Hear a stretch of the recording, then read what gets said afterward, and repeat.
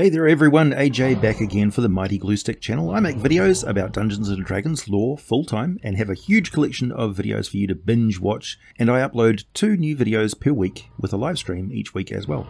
If you like what I do, please consider becoming a member of the channel by clicking the join button below, or backing me on Subscribestar or Patreon, where you can get access to all the scripts I write for these vids if you prefer to read what I'm saying. I also have a Discord server with an active community, and of course, subscribe to the channel. Go on, man. Give it a go. Hit the button. It won't hurt. Occasionally encountered in the Roran and Koya deserts, but much more widely known in the lush and wild interior region of Maztica. The Hakuna is a brass-scaled, leathery-winged predator that has a lion-like body just over 12 feet in length, weighing at least 700 pounds of solid, lean muscle. They're about 5 feet tall at the shoulder.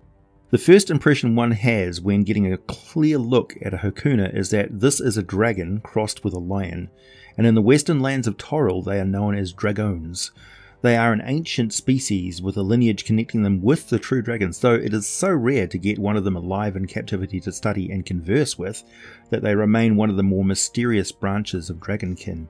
It is known that they have none of the elemental traits of true dragons, and their most formidable ranged attack is their roar, which is far beyond that of even the most mighty savanna lions. Their roar is so powerful it is also a hunting tool capable of stunning wild game just before the Hakuna strikes with deadly claws and fangs.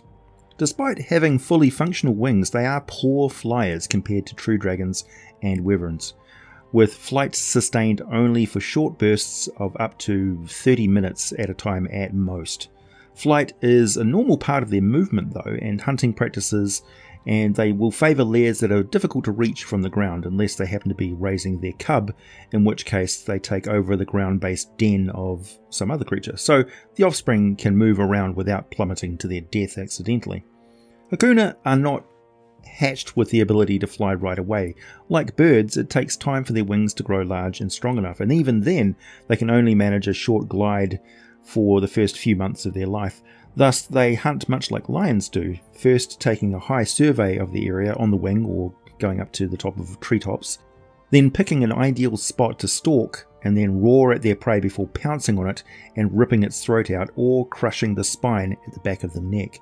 With particularly large prey, they can shred one or more of the creature's limbs to slow it down and weaken it with blood loss and stress, before finishing it off at their leisure.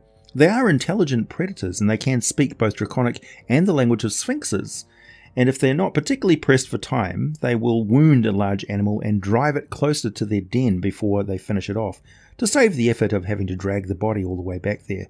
Though there are few other animals who will challenge a Hakuna for their prey, and they can eat in peace and quiet, they prefer to eat and then sleep and then eat some more, not gorge themselves and then sleep for many hours like lions do, because they prefer to keep lean and agile in order to make use of their wings, something lions don't have to concern themselves with.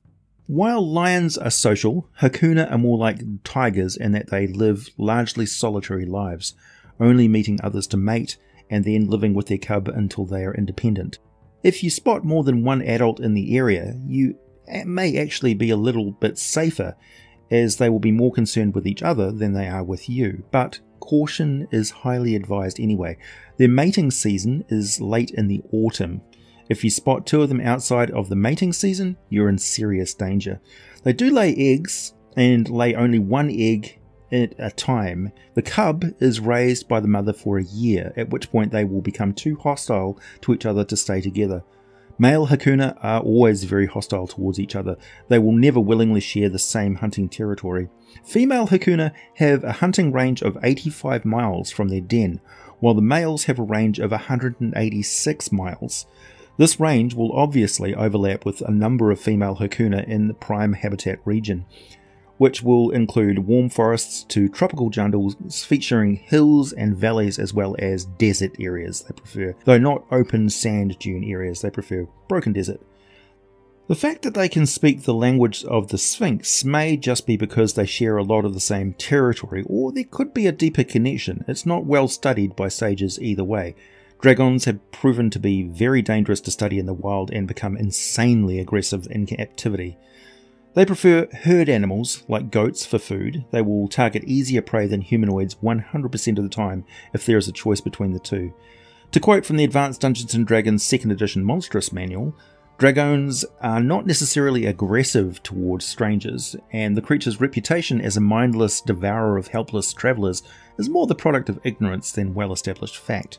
A Dragonne will always attack any creature that invades its lair or threatens its territory. This means that adventurers who stumble across a dragon's cave and go inside, or settlers who decide to camp out or build in a dragon's territory, are often subjected to fierce and immediate attack. Creatures not threatening the Dragonne's lair or simply passing through its territory are usually left alone. Though the Dragonne's intelligence is low, it can tell the difference between a harmless traveller and a potentially troublesome settler or adventurer. The creature has not been featured in any Dungeons & Dragons monster manuals since 3.5 edition, and we have yet to see an official version for 5th edition. However, there are some pretty good homebrew listings on D&D Beyond. This one here is by Dan the Lazy. In my opinion, it's the best so far, though I suggest swapping the ground and flying speeds around. The Dragonne can move at 40 feet per round on the ground, but only 30 feet per round in the air.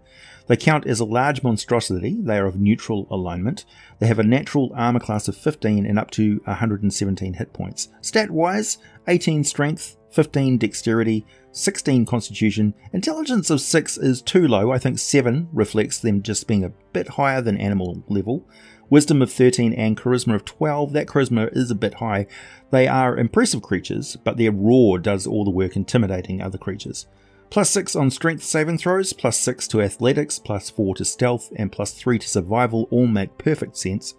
60-foot dark vision, advantage on perception checks involving a keen sense of smell, and a passive perception of 13 could be higher. They are noted as having quite large eyes, much larger than a lion. Overall challenge rating is 4. As a single predator encounter, it all comes down to that first couple of rounds, as this creature's not going to last against your average adventuring party.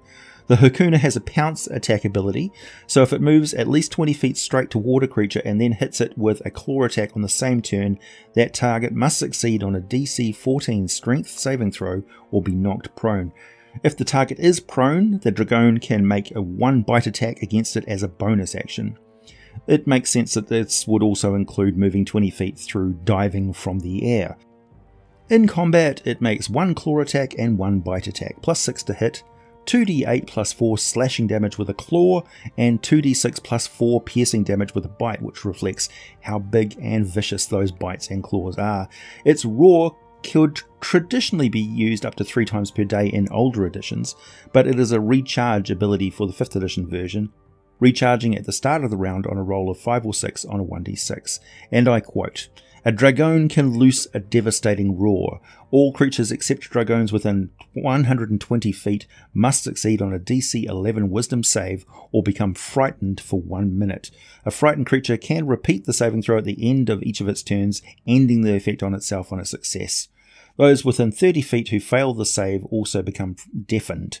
And bear in mind, saving against this doesn't make you immune to that effect later on. As scary as a large dragon lion sounds, a pride of lions attacking together is actually far more deadly in 5th edition D&D, as groups of monsters can simply deliver far more damage per round than any single foe, so be very careful when increasing the numbers of Hakuna in an encounter, and there will have to be a pretty good reason why there is a group of them in that location in the first place.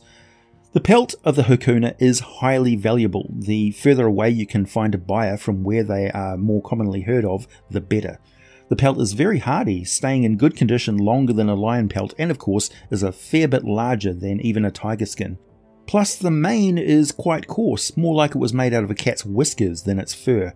The Hakuna mane would make a number of exceptionally valuable and exotic hairbrushes, combined with ivory handles carved in the likeness of the creatures.